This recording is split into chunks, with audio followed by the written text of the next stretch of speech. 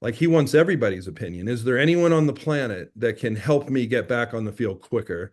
And so when the prescription was you just have to rest and not do anything, he sought out other opinions. Yeah, he went and said, "Look, who else has anything going on anywhere in the world that can help me get back on the field quicker?"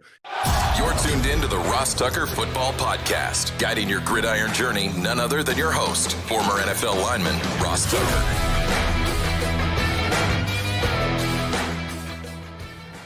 Oh, yeah, it is. But it's not just any Ross Tucker Football Podcast. It is a Wisdom Wednesday presented, of course, by DraftKings. I'm Ross Tucker, former NFL offensive lineman, 5 teams, 7 years. Those of you watching on DK Network or youtube.com/Ross Tucker NFL, you can obviously see the helmets, the game balls. Boy, we got a guest today that has a lot of helmets and a lot of game balls. Ed McCaffrey, 3-time Super Bowl champ and 3-time father of NFL players, 2 of whom are current right now. And like me, he's a mustard man, a mustard connoisseur, which I love. Remember to rate and review the show. Follow us on social media at Ross Tucker NFL, at Ross Tucker Pod. We'll get to Ed. We'll get to some of the news because there's a decent amount of news to get to. Devontae Adams and suspensions and Jason Peters back in the NFL, which is all just wild. Ed is presented by Labatt Blue Light because they do have it in Colorado. I might have some Thursday and Friday when I'm out there for Air Force and Navy. Drink Labatt Blue Lights with friends. Live life to the power of we. Always enjoy responsibly. Beer, Labatt USA, Buffalo, New York. It's Big Show time. The Big Show. All right, so before we talk mustard, because a lot of you know mustard is very important to me, and my supplier, I finally got my supplier back on the line, Ed McCaffrey, with his Rocky Mountain mustard. We'll get to that in a second. And before I even ask Ed about Christian's injury, and Ed gives me some BS answer, whatever he tells me, I want to start with Luke, Ed. Yeah. Because you and I haven't talked about this. I am so happy for him and proud of him with what he overcame to get drafted. He's in the NFL. He's on a good team. I mean, I don't know how many people really know his path. And I guess I know it because you and I are friends. And I guess I kind of kicked it off on some level. I don't know if that was good or bad, but I helped start it, at least his college career. So for the people that don't know, your son, Luke McCaffrey, drafted by the Commanders. He's playing with Jaden Daniels, all that stuff, playing receiver. But just go through his circuit. Oh my gosh, I can't even say it. Circuitous route to get there. Oh, I thought you were going to say charcuterie, or charcuterie, as they say in New York. And then we can start talking about the mustard. But yeah, Luke, we've been friends a long time, Ross. We go way back, worked together.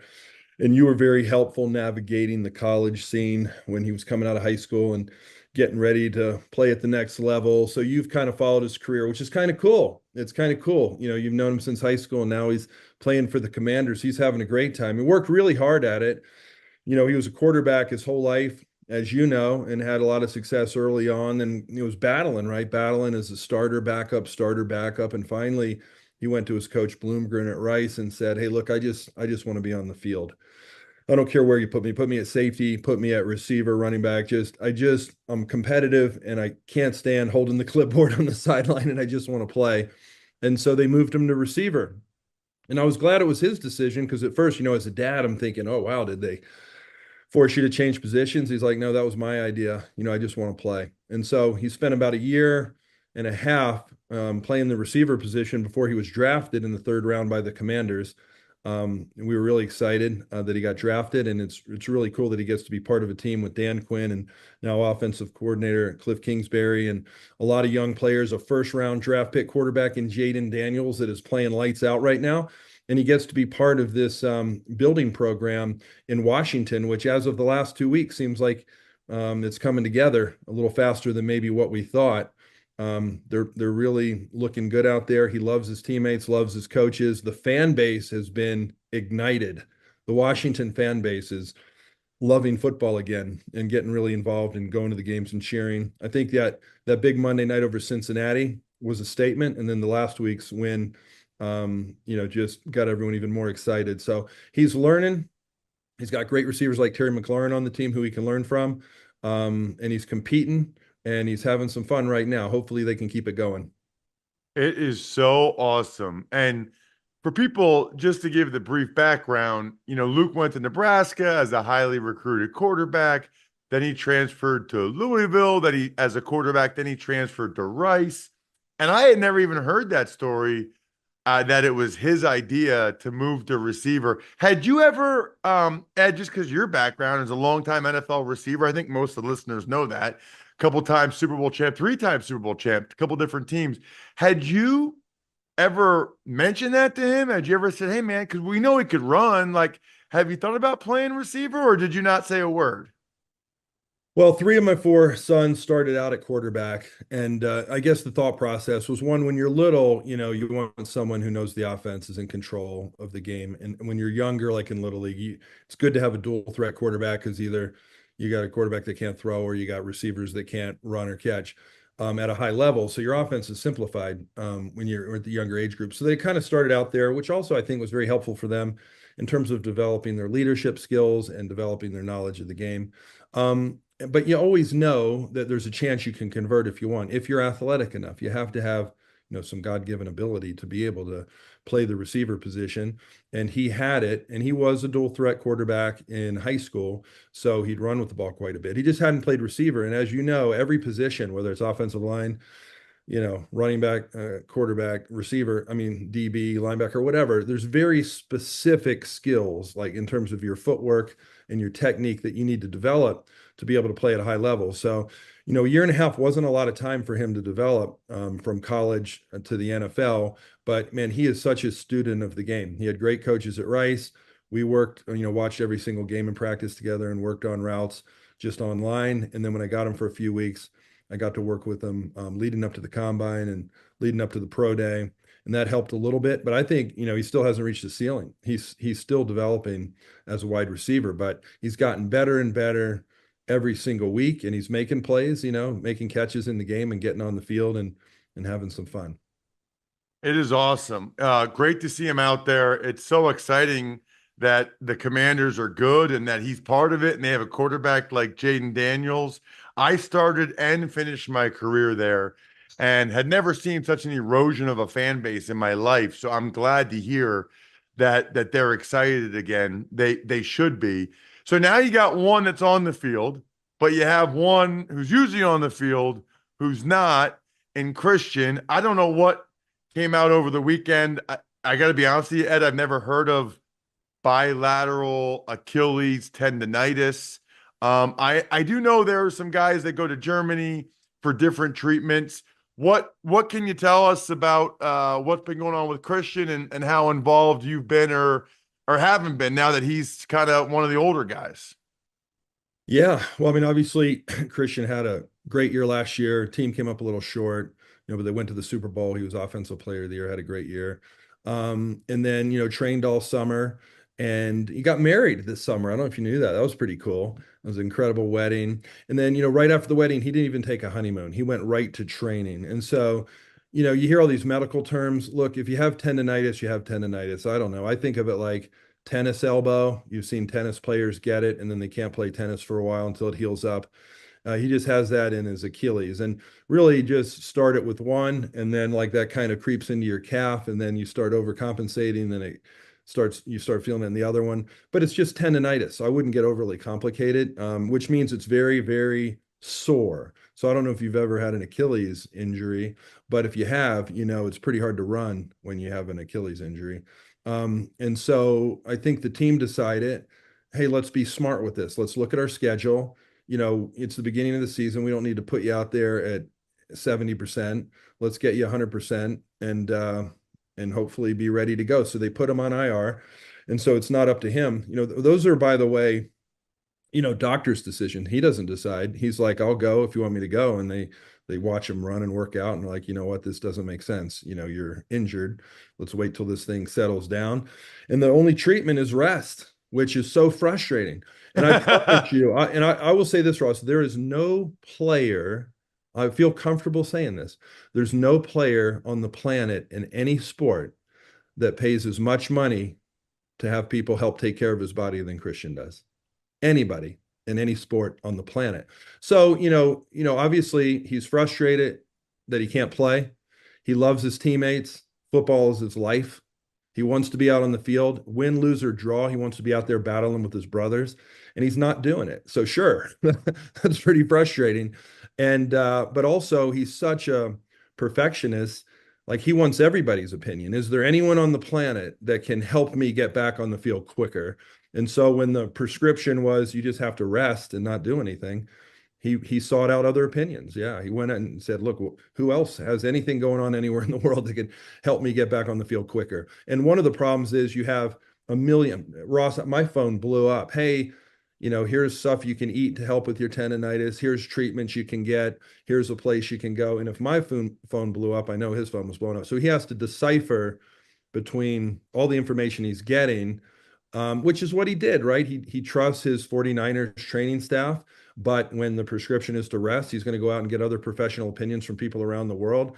And then most of it he doesn't follow up on. He's like, I got to pick between all the stuff I'm being told, pick what to do, what not to do. So he's a real student of the game, and he's a real, health nut in terms of trying to get his body ready to go. And so it's been torturous for him to have to sit on the sideline and not play because his whole life has been kind of built around this game that he loves so much. It's funny because I've had conversations about him with other people and just the intensity and everything he puts into it. And he strikes me as a guy that the just rest, that's tough. Like, let me rehab something. Let me do something to try to help it or make it get better. That's hard to tell someone like that rest is really the only thing. And I wonder, I mean, I don't know anything, right? But from what you said about no honeymoon and all that, I don't know if there's overusage or just because he trains so hard. Is there any chance that because he trains so hard and Yeah, because they keep going to Super Bowls and playoffs that maybe it just like it's a wear and tear thing?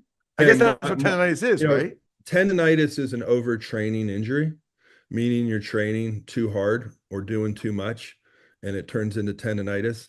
And if I would say Christian has a weakness, it's that he sometimes has to protect himself from himself in terms of training too much and doing too much. And so we've already had that discussion. Next off season, we need to reevaluate what you're doing because, but it's hard. You just came off offensive player of the year, record-setting historic performance, and you've been doing what you've been doing, right? But maybe going all the way to the Super Bowl, losing another month of football because of the extra games and having that burning desire to get back to a Super Bowl and win it, right? You know how that motivates you in the off season.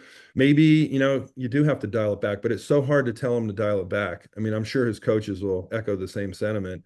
It's like even in practice, you don't need every rep, but he never wants to sacrifice a rep, never wants to come out of a game. He trains as hard as anyone I've ever known. And so there's a limit though. Sometimes you gotta, be smart and, it worked last year, but this year, he maybe overdid it a little bit in the offseason and came in and got injured, but you never really know. Maybe it would have happened anyway, but that's part of his process. He'll go back and reevaluate everything. Knowing how he is, he'll reevaluate every day of the offseason from last year and try to figure out how do I change it so I show up ready to go this year. But again, he's had so much success doing what he's been doing. It's hard for him to deviate from that, but he'll have a good plan. He'll be back when he's back and hopefully playing at 100% and going out there and helping his team win. I was going to ask you, Ed, what's it like having two in the NFL again for you and Lisa? But I guess with Christian being on IR, there probably hasn't been as much of an urgency to make sure someone's at every Niners game. Because I remember when it was Christian and Max, that you guys were like two ships passing in the night, right? You always wanted to have at least one at each of your son's games. Just talk through that for the listeners, because Christian will be back on the field sooner rather than later. So what's the McCaffrey mindset and game plan of watching the boys play? Well, Ross, we also have my oldest son, Max, who coaches with the Dolphins. So he's out there. He knows the guys playing get a little bit of priority over the coach because he's not on the field. But we try to get out to a couple Dolphins games every year as well. Look, Lisa and I would much rather have to fly in different directions, East Coast, West Coast, and not watch games together than have one of our kids miss a game. So we'd much rather have that problem, which is one that we thought we might have last year, Ross. I think we got to 33 games total. 33 NFL games. It's pretty, or no, not NFL games, 33 games total. But we would always go out and see the Rice game. And then we would fly out to see the 49er game, throw in a couple Thursday, Monday night games with Washington. We went to a couple Broncos games because we still live here in Colorado. And we saw a lot of football. Then you jump into the playoffs, et cetera. It was so much fun. It was unbelievable. And, we have a lot of frequent flyer miles to show for it.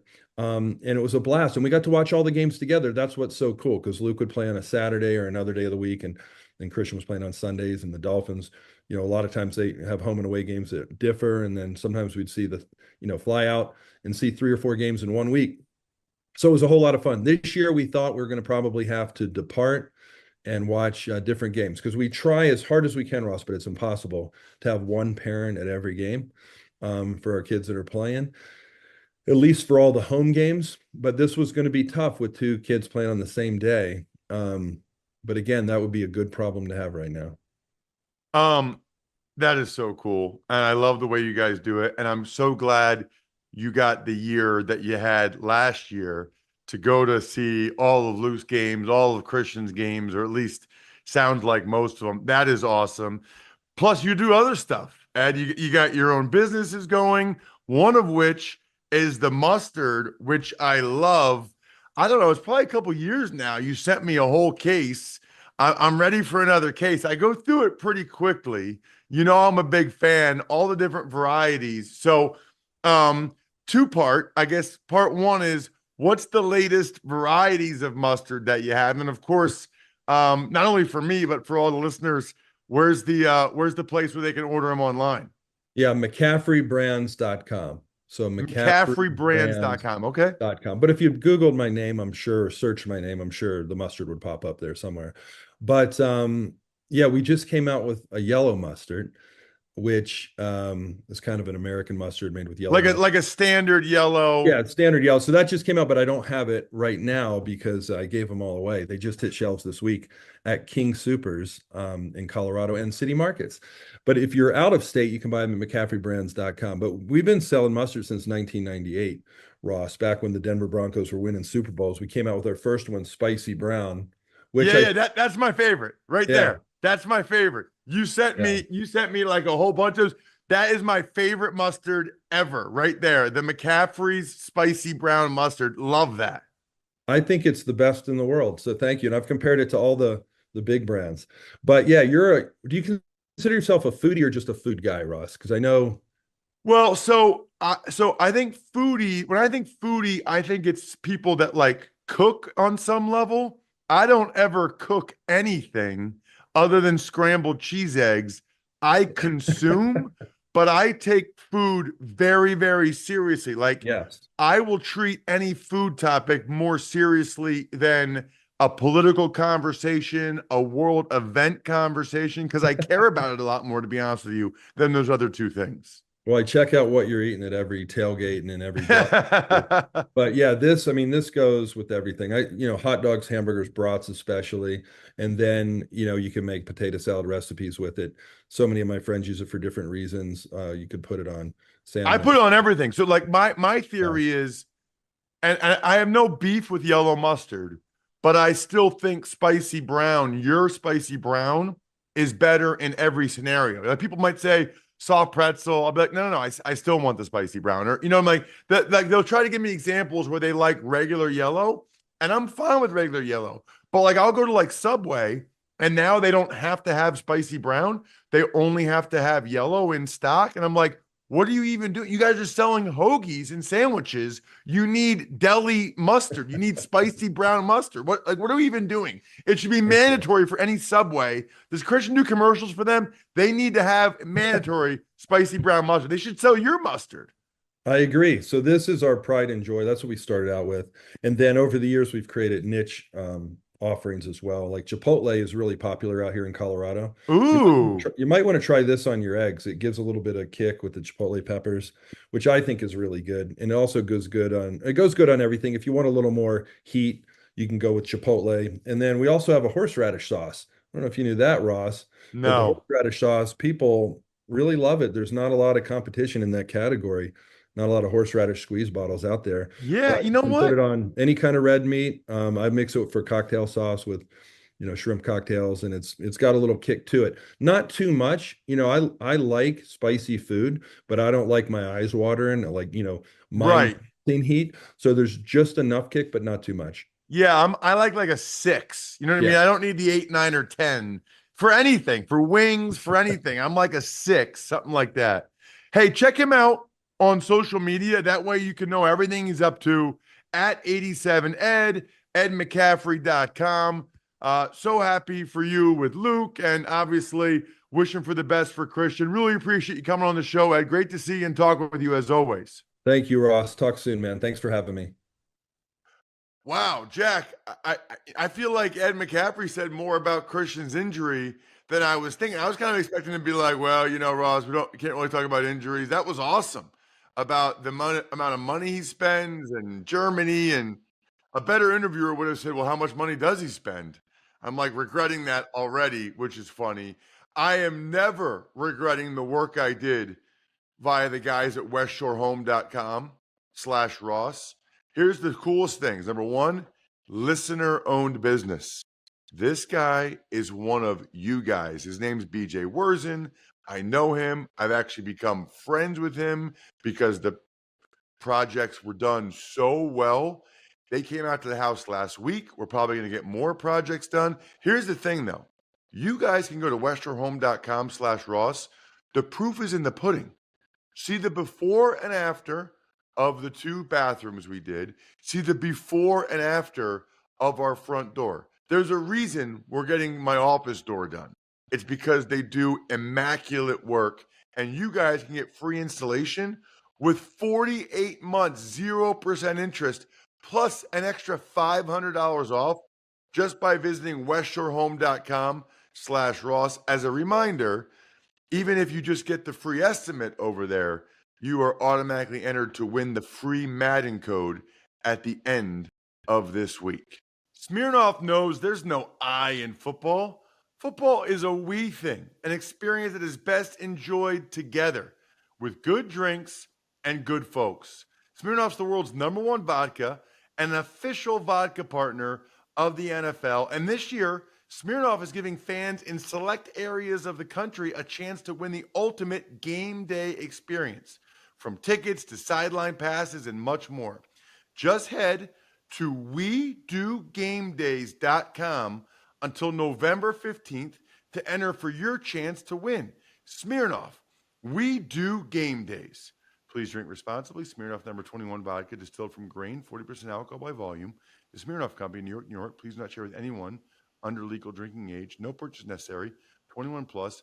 Ends 11/15/24. See rules at website for participating areas and other important details. Sponsored by Diageo Americas Incorporated, New York, New York. Tuck's Takes. All right, Ross. Raiders wide receiver Devontae Adams, he has officially requested a trade, and the team now does seem a bit open to moving him. Oh, yeah, he's gone. He's gone. I don't know when this happened or what.